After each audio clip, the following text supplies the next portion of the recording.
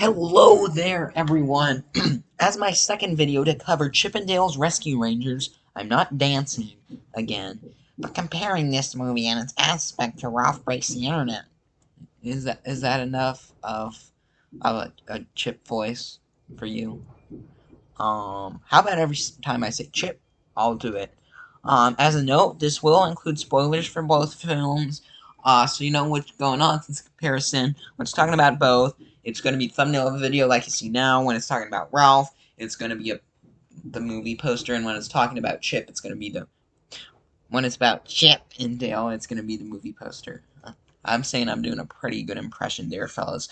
Now, although on paper these films do not seem so similar, the use of characters and websites in Ralph Breaks the Internet makes it similar enough where you can see the similarities. Now, the first thing I want to talk about is the plot. In Chip and Dale, the plot is Chip and Dale needing to team up to save their friend and stop Sweet Pete.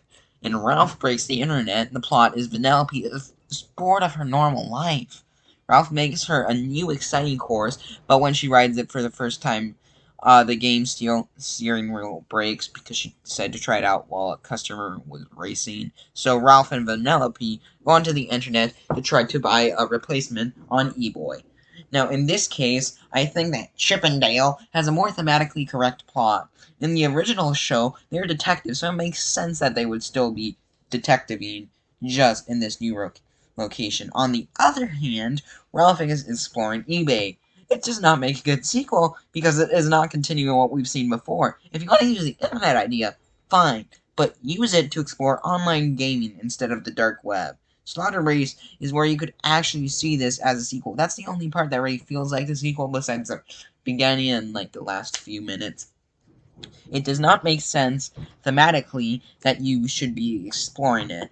Another thing is how both these movies have characters we have seen before. I think that is important to compare how they continue the story. In Chip and Dale, although they mirror the original characters' appearances and some actions as I discussed in my previous video, they are not the same characters as in the show, but actors separating them from the show. In the context of the movie, this gives boundaries to explore the characters in a way, where you can do whatever, and it will not harm the integrity of the original characters or show.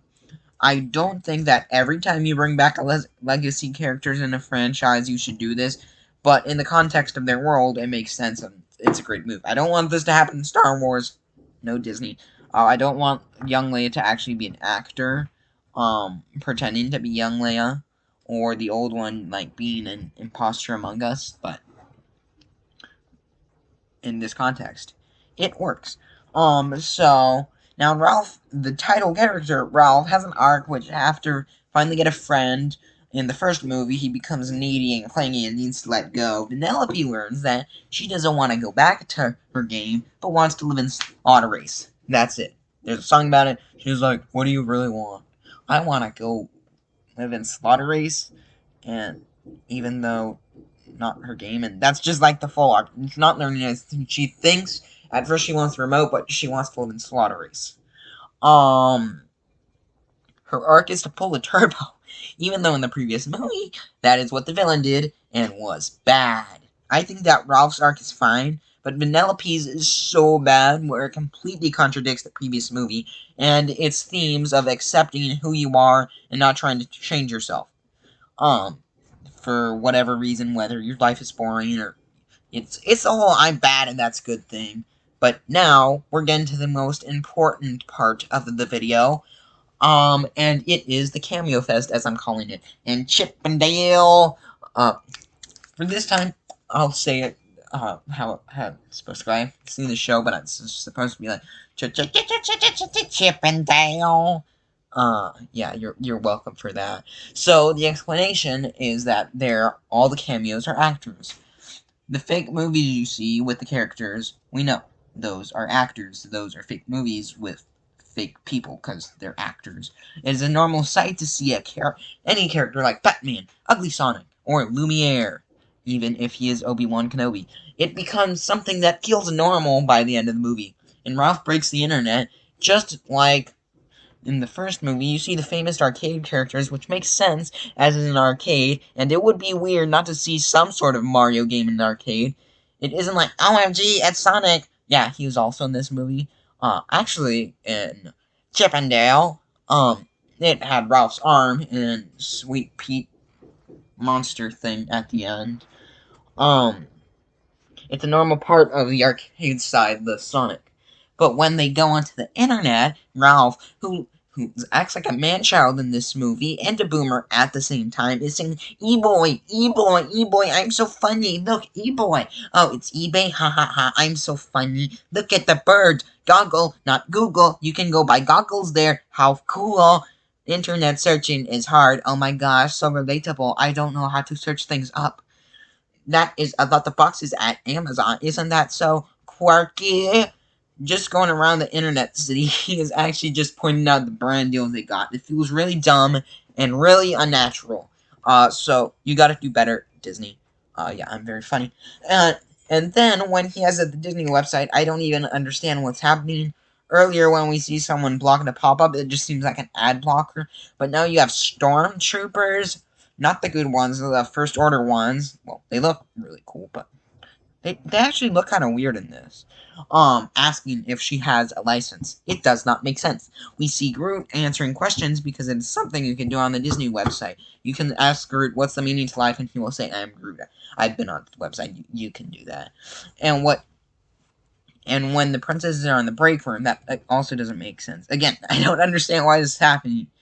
When do you really want me to think that every time that a girl does a Disney princess quiz, there's just a 15-minute break in between where no kid can do a quiz because they're on break on the internet? If someone just orders something on Amazon, no one can order it for the next 15 minutes because the website's on break. That product is on break. Why are you expecting it? It is on break. Can't you accept that?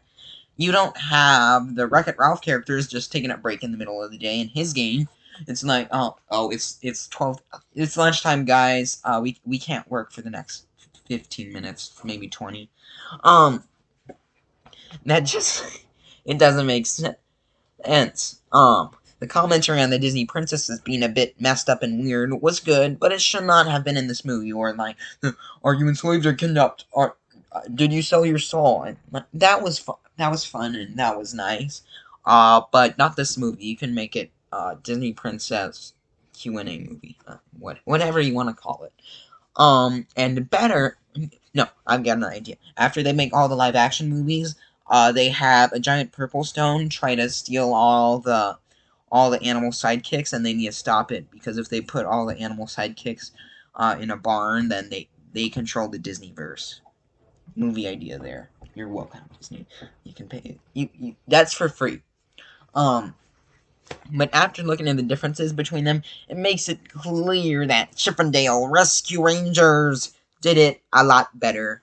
It makes it feel a natural part of the story with the cameos, so it doesn't feel like you're doing it just to get nostalgia. Even though, yeah, that's why you're doing it, it doesn't feel like that's the reason in story. You can accept that it's here and move on instead of having it drilled into your head that is the character you like.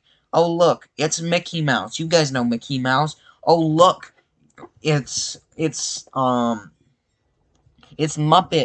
Isn't that so quirky? Look, it's Muppets. There's Muppets in this movie. Muppets! Muppets! In Chip and Dale, it glances instead of Ralph where they are banging it into your head. So you understand. This is eBay. Don't you understand? eBay is cool. We're going to say it 50 times so we get our money. eBay, eBay, eBay, eBay, eBay, eBay, eBay, eBay, eBay. I'm stopping there. Don't you get? Isn't that cool? Look, at Twitter. It takes you out of the story when they do that, and they're just trying to tell you that these companies or brands or people are in the movie. No, I'm not saying that Cameos brought me out of it, and if it wasn't eBay but something else, it would be better. If it was Ugly Sonic in this movie, for whatever reason, it would have drawn me out just the same if it was implemented like this. It is how it's used that draws me out. But that is all I have to say. Although there are more things you can compare, for the sake of the video, and what I want to discuss, that is all. Which movie do you think did it better?